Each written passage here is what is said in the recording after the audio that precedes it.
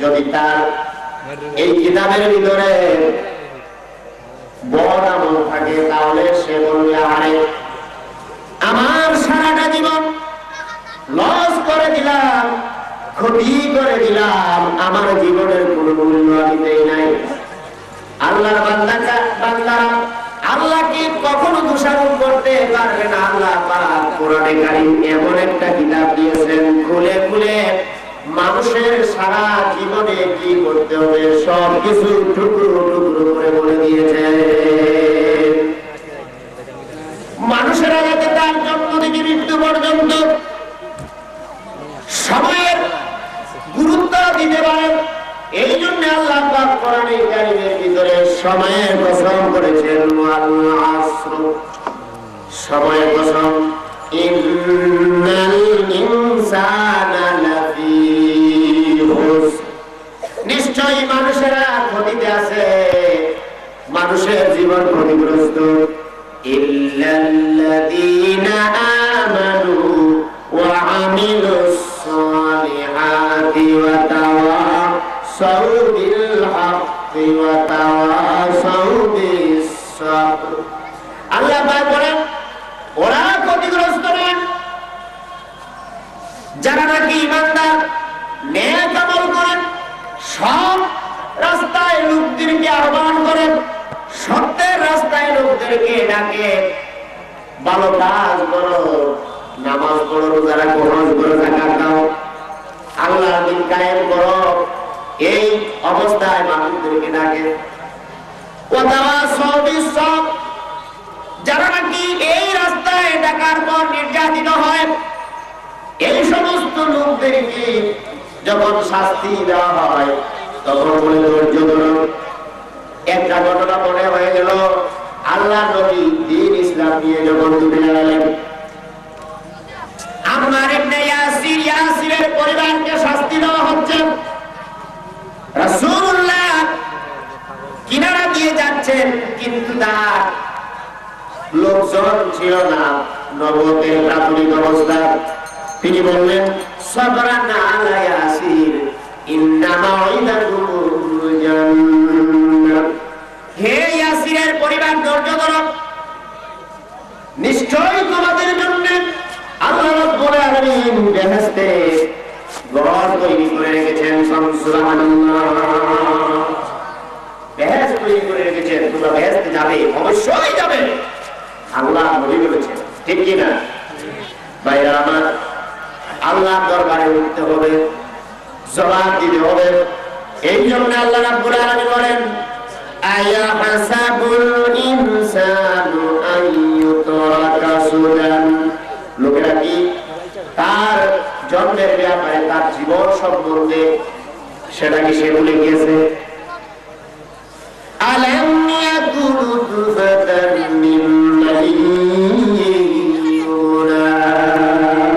সে কি সবেগে বাহির কি তো এক ফুটা নামাজ পানি কি সে ছিল না?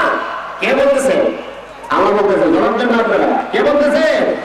আল্লাহ বলতেছেন সে কি এক ফুটা নামাজ পানি ছিল না? সুম্মা কানা আলাকাতান ফাখালাকা ফাসাওয়া, আল্লাহ তাআলা বলেন অতঃপর আমি তাকে রক্ত পিণ্ড থেকে সৃষ্টি করলাম, চেহারা দিয়া দিলাম, ফাজআলা মিনহু যাওজাইনি যাকারা ওয়াল উনসা, এর মধ্যে থেকে আমি কিছু সংখ্যককে পুরুষ বানায়া দিলাম আর কিছু সংখ্যককে নারী বানায়া দিলাম। সুবহানাল্লাহ। কে করেছেন? জবাব দিন, কে করেছেন? আল্লাহ করেছেন। আলাইসা যালিকা বিকাদিরিন আলা আইয়ুহিয়াল মাউতা, এখন বলো আল্লাহ পাক কি তোমাদেরকে প্রথমে যেভাবে সৃষ্টি করেছেন এইভাবে আবার কি আল্লাহ পাক তোমাদেরকে সৃষ্টি করতে পারবেন না? নিশ্চয়ই আল্লাহ পাক পারবেন। এখন আল্লাহ রাব্বুল আলামিন কোরআনে কারীমের ভিতরে তার নিদর্শন দিয়ে তিনি উদাহরণ পেশ করেছেন, যুক্তি দেখাইছেন। আল্লাহ পাক আকাশের দিকে তাকিয়ে বলেন আআনতুম আশাদ্দু খালকান আমিস সামাউ বানাহা। হে মানুষেরা, আকাশের দিকে তাকাও আর দেখো আকাশটাকে খুঁটি ছাড়া সৈন্যের উপরে আমি রেখে দিয়েছি। যেইভাবে আকাশ তৈরি করেছি, এত শক্ত আকাশ, বিশাল আকাশ, এটা যদি আমি আল্লাহ পাক সৃষ্টি করতে পারি, তাহলে তোমাদেরকেও আমি সৃষ্টি করতে পারবো। সুবহানাল্লাহ। তারপরে আল্লাহ রাব্বুল আলামিন আরো যুক্তি দেন, ফানজুর ইলা আযারি রাহমাতিল্লাহি কাইফা ইউহিল আরদা বা'দা মাউতিহা। আল্লাহ রাব্বুল আলামিন বলেন, অতঃপর তোমাদেরকে বলি, আমার রহমতের দিকে তাকাও, কিভাবে আমি মরা জমিনকে জিন্দা করে দেই। যালিকা লামুহিয়াল মাউতা। এইভাবে মরা জমিনকে যেভাবে আমি বৃষ্টির পানি দিয়ে জিন্দা করে দেই, ওইভাবে তোমাদেরকে আমি জিন্দা করবো। সুবহানাল্লাহ। তাহলে আল্লাহ পাক পারবেন না বলে? সকল ক্ষমতার মালিক কে? আস্তে বলেন কেন? মুসলমানের আওয়াজে আসতে হয় না। জোরে বলেন, সকল ক্ষমতার মালিক কে? আরো জোরে বলেন কে? যার ক্ষমতার কাছে কেউ যেতে পারে না, মানুষকে সৃষ্টি করতে পারে না।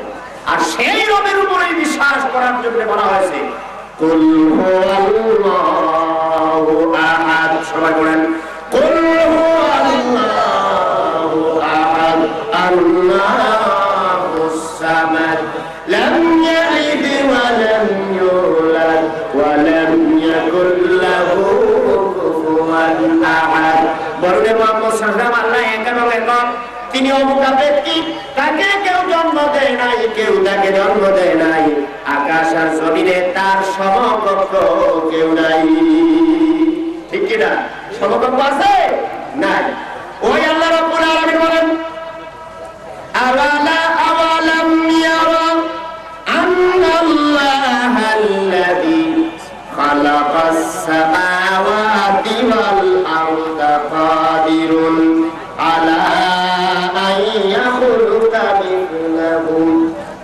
যেইভাবে আল্লাহ রাব্বুল আলামিন আকাশ আর জমিনে যা কিছু আছে সৃষ্টি করেছেন, এইভাবে আমি তোমাদেরকে সৃষ্টি করব, এইভাবে সকলকে আমি জিন্দা করব, সৃষ্টি করব, এতে কোনো অসুবিধা নাই।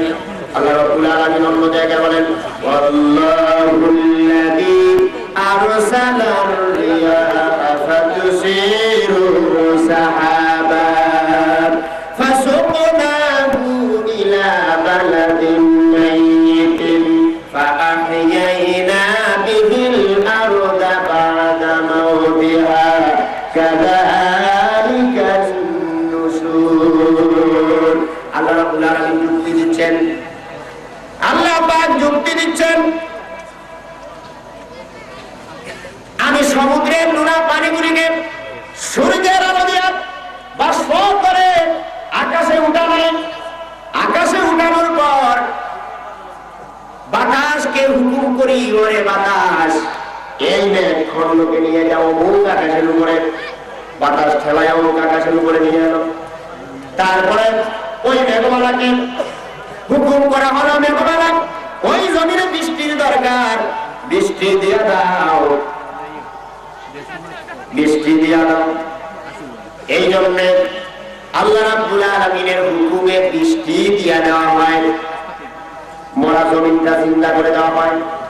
এই ব্যাপারে আল্লাহ রাব্বুল আলামিন যুক্তি দেখাচ্ছেন। তারপরে মানুষদেরকে বলা হয়েছে, আমার দুনিয়া সফর করো, দুনিয়া দেখো।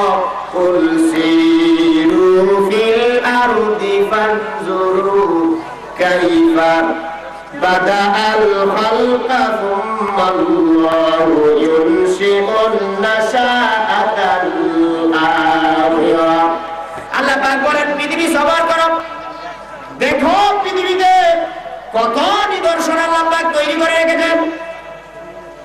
এই নিদর্শনগুলি আল্লাহ পাক সৃষ্টি করেছেন যেইভাবে